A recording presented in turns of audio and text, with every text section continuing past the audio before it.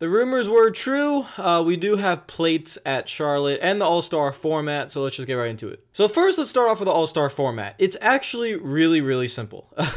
It's kind of surprisingly simple. The All-Star Open, the race for the All-Star race, will be 20 laps, and 10 laps, total of 3 stages. And the All-Star race is very simple. 4 stages, 30 laps in stage 1, 20 laps in stage 2, 20 laps in stage 3, and 10 laps in stage 4, totaling 80 laps. Again, no mandatory pit stops, no inversions of the field, nothing weird. It's really simple. You could just, I guess, finish 5th every stage and then get up towards the front. It's really going to be a strategy race because, again, they're not mandating you take tires, so heading into that final stage, there'll be differing strategies of, does someone want to stay out, does someone want to pit? Personally, in my opinion, I do agree with keeping it simple. I think that's what a lot of fans, especially the older fans, would like, is getting back to being simple instead of all these gimmicks. Thank you. Let the racing do what it's supposed to do, which is just racing. Let it play out how it should. And even back in the day, we also had stages, so if someone complains about the stages, back in the day, there's always been stages in the All-Star race. That's never going to change. Some people might want inversions. Basically, inverting the field is just when you take, like, the leader, and then he goes to the back of the pack for a stage, and then calculate. The thing is, I don't think they want too much math involved. They just want it to be where you could just sit down, watch the race, and understand what's going on. So, I don't know. I think it's a good idea. If you want inverted fields, there could be an argument made for it. It's all, preference. But like I said, if the racing is good, we won't complain.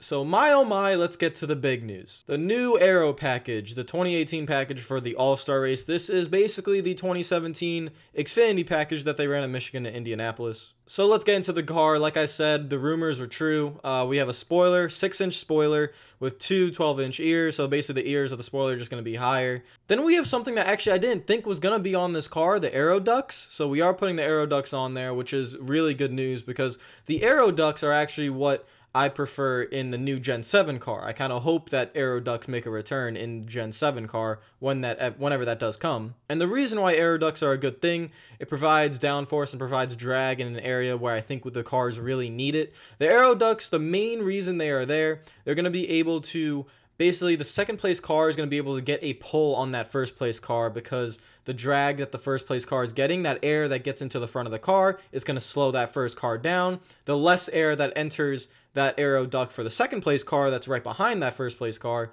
they will be able to just go a little bit faster because there's less drag on the second place car. That's the whole reason for Aero ducts. It's really good in my opinion, and I hope that it is in the Gen 7 car. It's something that I think should be in the Gen 7 car. It's something that really will help the quality of racing. Then we get to the other big change, which is the restrictor plate. So the restrictor plate, just like Daytona and Talladega, it knocks off 300 horsepower. We're going to be having these cars running around 400 to 425 horsepower, topping out at anywhere from 170 to 180 miles per hour. And then we also have the 2014 style splitter. This 2014 splitter just adds a little bit more downforce to the front of the car. I want you guys to leave your opinions down in the comments below. Let NASCAR know, or let me know. NASCAR probably doesn't watch my videos, but anyways, just give your opinion. What do you think? Because that's really what matters. I'll give you guys my opinion. I despise the restrictor plates. I love the Aero ducts. The Aero ducts I love. Again, like I said, I think they need to be in the Gen 7 car. Restrictor plates, we're going down the wrong path here. They have the right idea. They want to slow the cars down. If you slow the cars down, you provide better racing. However, that is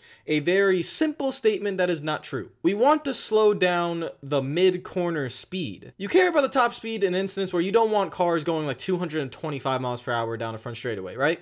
So what we want to do, and I hope NASCAR listens for the future package, because for the All-Star race, this is fine. I'm going to enjoy it. Let's enjoy the race. I think it will provide better racing. It's definitely going to be better than what we have now at 1.5 miles, where no one can pass anyone. But for the future, for the Gen 7 car, I feel like NASCAR has to understand restrictor plates are not a good thing. Instead, add the horsepower back to the car, take the tapered spacer off, and with those Aero ducts, add drag to the car. Make sure there's air getting underneath the front splitter. Make sure you raise the middle of the splitter. That way the cars can't be sealed off. So that way we can slow down these cars. We have to affect the front of the car and add drag to it. That way the second place car will be able to get a run on the first place car. And also we have to take away side force with the body of the cars. The general statement of slowing down the car to make racing better is somewhat true, but it's a really lazy statement. I hope they're working on that for the new Gen 7 car. I hope that's the direction they're going in.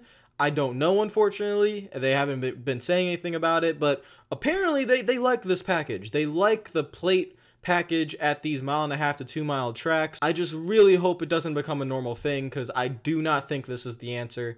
For drivers, I don't think they're going to enjoy it as much, mainly because it takes more of the car out of the driver's hands. The driver won't be able to make as big of a difference because there is less off-throttle time, and there's just more basically Daytona and Talladega time, where you're trying to get a run on the car behind you, and it's not going to be in the hands of the driver, which is what we want. We want to add mechanical grip in the middle of the corners. We want to take away side force.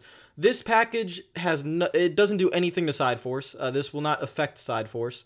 The only way side force is affected is with the body of the car, which will be Gen 7. For now, for the All-Star race, I think this is a solid step. It's going to be better than what we have before. I think that's what a lot of people are saying, and I completely agree with that. It will be better than what we have already. It can't get worse. For the future, focus on the side force and focus on getting air underneath the car a little bit, so we add that drag. You can add a little bit of downforce back in there.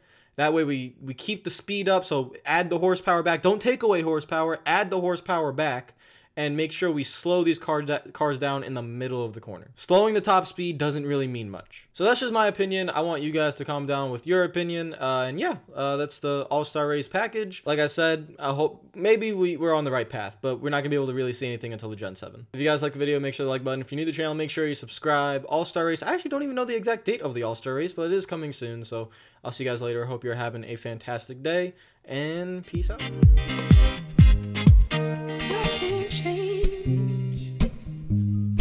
Even if I tried, even if I wanted to, and I can't change. Even if I tried, my love, she keeps me warm.